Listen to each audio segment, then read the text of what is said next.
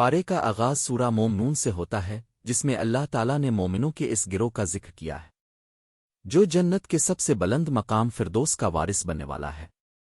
اللہ فرماتا ہے وہ مومن کامیاب ہوئے جنہوں نے اپنی نمازوں میں اللہ کے خوف اور خشیت کو اختیار کیا، جنہوں نے لغویات سے اجتناب کیا، جو زکوٰۃ کو صحیح طریقے سے ادا کرتے ہیں، جو امانتوں اور وعدوں کی پاسداری کرتے ہیں، جو اپنی نمازوں کی حفاظت کرتے ہیں، جو اپنی پاک دامنی کا تحفظ کرتے ہیں اور سوائے اپنی بیویوں اور لونڈیوں کے کسی سے خلوت سہا نہیں کرتے۔ جو صاحب ایمان ایسا کرے گا وہ فردوس کا وارث بن جائے گا۔ ارشاد ہے کہ جب کافروں پر عذاب آئے گا تو وہ چیخ پڑیں گے، اس وقت ان سے کہا جائے گا آج چیخ پکار مت کرو، ہمارے مقابلہ میں کسی طرف سے تمہاری مدد نہیں کی جائے گی۔ ہماری آیات کی تمہارے سامنے تلاوت کی جاتی تو تم الٹے قدموں بھاگ پڑتے تھے، تکبر کرتے اور اپنی رات کی محفلوں میں اس قرآن کے خلاف ہرزہ سرائی کرتے۔ اللہ کافروں کی غفلت اور سرکشی کو اجاگر کرتے ہوئے کہتا ہے کہ کیا انہوں نے قرآن کریم پر غور نہیں کیا؟ ان کے پاس کوئی ایسی چیز آ گئی ہے جو ان کے آبا و اجداد کے پاس نہیں آئی، یا انہوں نے اپنے رسول کو پہلے سے نہیں پہچانا جو ان کا انکار کر رہے ہیں۔ اللہ اس حقیقت کو واضح فرماتا ہے کہ نبی کریم صلی اللہ علیہ وسلم کی سابقہ زندگی ان کے سامنے ہے، اس لیے ان کو صادق اور امین رسول کا انکار نہیں کرنا چاہیے، اور صرف اس وجہ سے قرآن کو رد نہیں کرنا چاہیے کہ یہ ان کے آبا و اجداد کے عقائد سے مطابقت نہیں رکھتا۔ ان کو حق پر مبنی دعوت پر غور کرنا چاہیے اور اللہ کی اس وحی کو دل و جان سے قبول کرنا چاہیے۔ در حقیقت وہ یہ چاہتے تھے کہ حق ان کی خواہشات کے تابع کر دیا جائے۔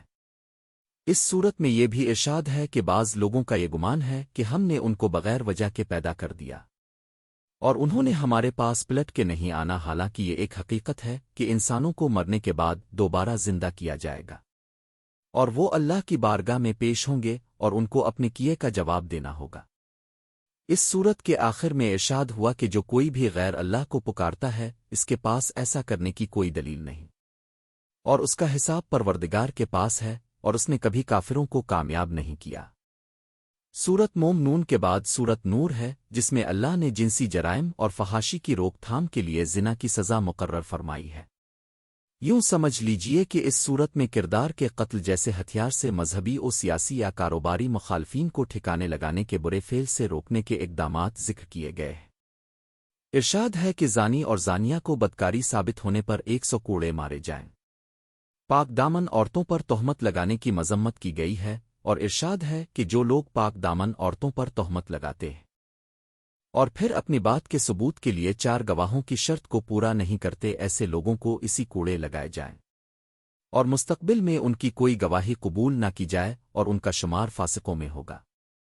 ایسے ہی اگر شوہر اپنی بیوی پر الزام لگاتا ہے تو غیرت کے نام پر قتل کے بجائے الزام کے سچ جھوٹ ثابت کرنے کا طریقہ بتلایا۔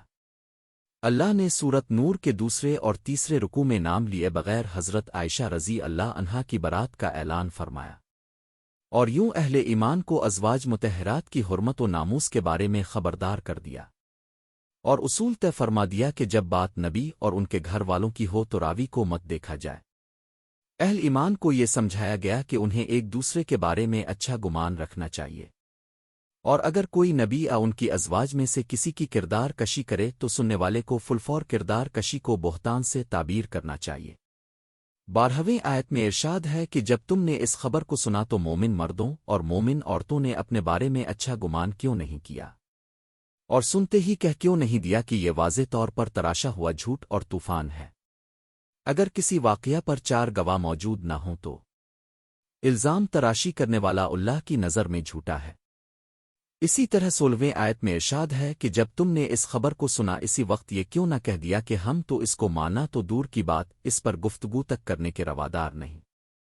اے اللہ تو پاک ہے اس کمزوری سے کہ نبی کے حرم کی حفاظت نہ کر سکی، یہ تو عظیم بہتان ہے۔ جو لوگ اس بات کو پسند کرتے ہیں کہ مومنوں میں بے حیائی پھیلے ان کے لیے دنیا و آخرت میں دکھ دینے والا عذاب ہے۔ اے مومنو شیطان کے قدموں پر مت چلنا۔ جو لوگ پاک دامن عورتوں پر بدکاری کی تہمت لگاتے ہیں ان کی زبانیں اور ہاتھ پاؤں قیامت کے دن ان کے خلاف گواہی دیں گے۔ نیک مردوں کے لیے نیک عورتیں ہیں اور بروں کے لیے بری۔ اس کے بعد گھروں میں داخل ہونے کا ادب بتایا کہ کسی کے گھر میں بغیر اجازت مت داخل ہوں۔ بلکہ پہلے اجازت لے کر سلام کر کے داخل ہوں۔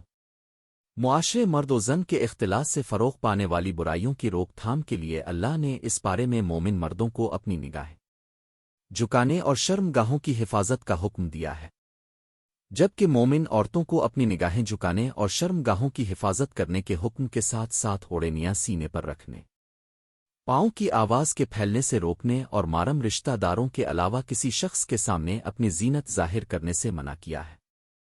اللہ نے غیر شادی شدہ مرد کی شادی کرنے کا حکم دیا ہے، اور ارشاد فرمایا ہے کہ اگر کوئی شخص فقیر ہو تو نکاح کرنے کے نتیجے میں اللہ اس کو غنی فرما دیں گے۔ نیز غلامی کے خاتمہ کے لیے ایک اہم حکم فرمایا کہ اگر غلام کچھ رقم کے عوض آزادی چاہیں تو ان کو آزاد کر دو۔ آگے ارشاد ہے کہ اللہ زمین اور آسمان کو روشن فرمانے والا ہے، اور وہ اپنے نور کے ذریعے جسے چاہتا ہے ہدایت کے راستے پر گامزن فرما دیتا ہے۔ اللہ تعالیٰ نے ان مردوں کا ذکر کیا ہے جو تجارت اور سوداگری میں مشغول ہونے کے باوجود اللہ کے ذکر اور نماز سے غافل نہیں ہوتے۔ اللہ نے صحیح ایمان رکھنے والے مومنوں کا ذکر کیا ہے کہ جب ان کو اللہ اور رسول کے احکامات کی طرف بلایا جاتا ہے تو وہ جواب میں کہتے ہیں کہ ہم نے سنا اور اطاعت کی، اور شاندار کامیابی انہی صاحب ایمان لوگوں کے لیے ہے۔ اللہ نے اس وقت موجود اہل ایمان یعنی صحابہ سے وعدہ کیا کہ جو ایمان اور عمل صالح کے راستے پر چلیں گے اللہ ان کو زمین پر خلافت عطا فرمائیں گے، جس طرح سابقہ اہل ایمان کو خلافت عرضی سے نوازا گیا تھا۔ اللہ نے اس وعدے کو اپنے نبی کی حیات مبارک ہی میں پورا فرما دیا، اور سرزمین حجاز کے بڑے حصے پر اب کے کامیاب سیاسی معاہدوں کی وجہ سے اب کا اثر و رسوخ قائم کر دیا اور صحابہ کو اقتدار عطا ہوا۔ البتہ جس ریاستی بندوبست کو آج کی اصطلاحی سیاسی زبان میں سلطنت ریاست کہتے ہیں، اس کا قیام بہت بعد کی بات ہے۔ اس صورت میں اللہ نے خلوت کے 3 اوقات کا ذکر کیا ہے کہ ان اوقات میں کسی کے گھر جانا درست نہیں۔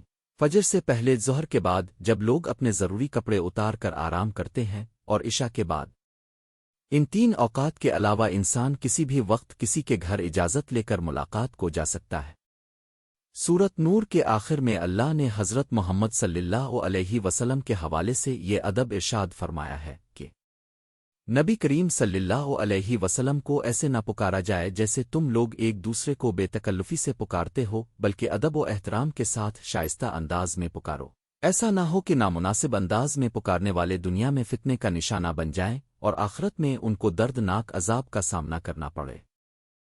سورت نور کے بعد سورت فرقان ہے، جس کے آغاز میں ارشاد ہے کہ بابرکت ہے وہ ذات جس نے اپنے بندے پر فرقان کو نازل کیا تاکہ وہ دنیا والوں کو اللہ کے عذاب سے ڈرائیں۔ فرقان کا مطلب فرق کرنے والا ہوتا ہے۔ قرآن مجید نیکی اور بدی، ہدایت اور گمراہی، شرک اور توحید، حلال اور حرام وغیرہ کے درمیان فرق کرنے والا ہے، اس لیے اس کو فرقان کہہ کر پکارا گیا ہے۔